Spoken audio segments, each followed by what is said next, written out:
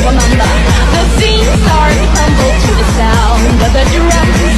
Oh boy, there ain't no need to fight a diamond ring. It ain't no big thing, just show her a little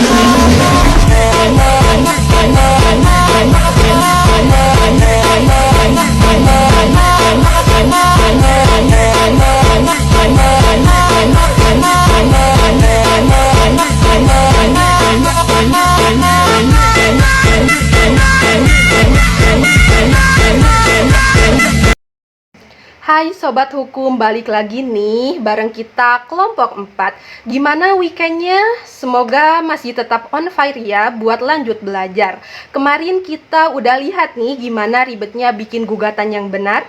Nah hari ini kita mau bahas yang seru-seru aja. Kalau gugatan itu udah masuk ke pengadilan, masih bisa diganti atau dibatalin? Enggak sih? Intinya kita akan bedah 3 hal penting ini di hukum acara perdata. Ada yaitu perubahan gugatan, pencabutan gugatan, dan kumulasi gugatan. 3 poin ini penting banget buat kita yang pengen jadi lawyer keren biar tahu celah dan aturan main di tengah sidang. Jangan sampai gugatan kita error cuma gara-gara salah timing. Yuk langsung gasin aja. Baik, sekarang kita masuk pada pemahaman konsep inti. Oke, kita mulai dari yang pertama, yaitu perubahan gugatan. Kalian pernah gak sih ngetik tugas atau proposal, terus baru sadar nih ada yang salah atau kurang pas gitu? Nah, gugatan juga gitu, boleh gak sih diubah? Boleh, tapi ada batasnya.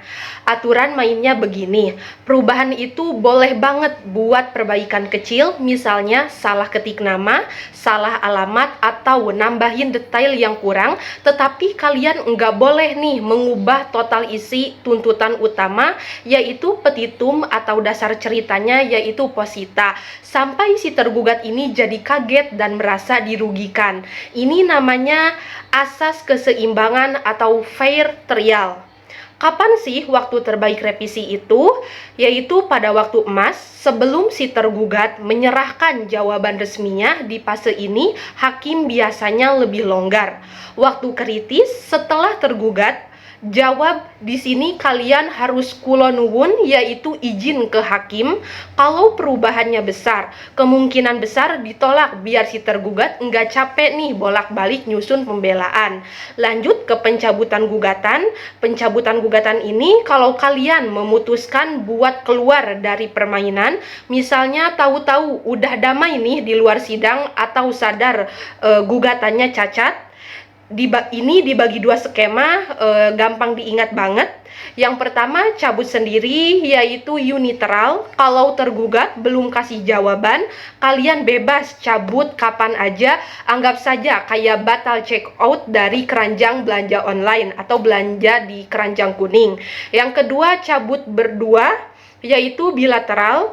Kalau si tergugat sudah kasih jawabannya, kalian wajib minta, saya udah siapin nih berkas nih yang sudah yang harus ada di sidang, harus jalan terus. Kalau dia setuju, gugatan selesai dan kalian gak bisa mengajukan lagi dengan materi yang sama di kemudian hari. Terakhir, kumulasi gugatan. Intinya paket hemat, daripada kalian bikin 3 gugatan buat 3 masalah yang sebenarnya nyambung, mending digabung menjadi satu aja. Tujuannya cuma menjadi satu, yaitu efisien. Kumulasi itu ada 2 tipe. Kumulasi subjektif, yaitu fokus ke orangnya. Misalnya, kamu ini tuntut 3 orang sekaligus, tergugat A, B, C, karena mereka bareng-bareng nipu kamu. Kedua, kumulasi objektif. Kumulasi objektif ini fokus ke tuntutannya. Misalnya kamu nuntut si A buat bayar utang, sekaligus nuntut ganti rugi karena utangnya telat dibayar nih. Masih 1 orang tetapi tuntutannya banyak. Sekarang masuk ke analisis dan contoh kasus. Kita ambil contoh dari modul ya, biar kebayang. Ini kasus warisan Nurdin bin Tahir. Kasusnya agak tricky tapi cocok buat contoh komunikasi. Bayangin, ada janda dan anak-anaknya, penggugat menggugat 8 orang. enggak tanggung-tanggung dari saudaranya almarhum sampai instansi pemerintah ikut digugat. Kenapa sampai 8 orang digugat bareng-bareng? Karena masalahnya numpuk. 1. Ini masalah warisan tanah peninggalan. 2. Ini masalah perbuatan melawan hukum PMH karena tanah dijual diam-diam oleh saudaranya. 3. Ini masalah pembatalan dokumen karena akta jual beli harus dibatalkan. Coba kalau nggak ada komunikasi, si janda harus bikin 3 gugatan di tempat berbeda. Capek banget kan? Nah, dengan komunikasi subjektif banyak tergugat dan komunikasi objektif banyak tuntutan. Semua masalah ini disatukan, hakim bisa lihat benang merahnya. Ini benaran mempraktikkan asas peradilan yang cepat, sederhana, dan biaya ringan. Sekarang kita masuk ke refleksi dan keterkaitan materi. Sobat hukum, dari semua aturan ini, ada satu filosofi yang harus kita pegang. Hukum acara itu bukan cuma kertas, tapi soal keseimbangan. Peraturan tentang revisi, perubahan gugatan yang ketat itu ada bukan untuk mempersulit, tapi untuk melindungi pihak lawan. Pengadilan harus adil. Kalau kamu boleh ubah gugatan seenaknya, itu namanya kamu ngerjain tergugat yang udah susah-susah siapin pembelaan. Sebaliknya, kumulasi itu adalah hadiah dari sistem hukum buat kita. Kita dikasih kemudahan buat menyelesaikan masalah yang ruwet dalam satu pintu.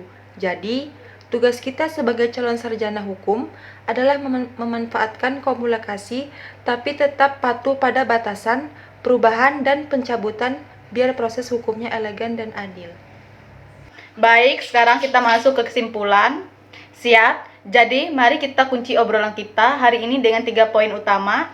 Yang pertama, perubahan gugatan yaitu boleh, tapi timing dan isinya dijaga. Jangan ubah pokok tuntutan, apalagi kalau tergugat sudah menjawab.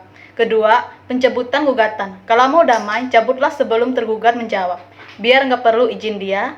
3. Kumulasi gugatan. Ini jurus jitu menggabungkan tuntutan atau pihak yang saling terkait, biar effort dan biayanya minim. Audio Jungle.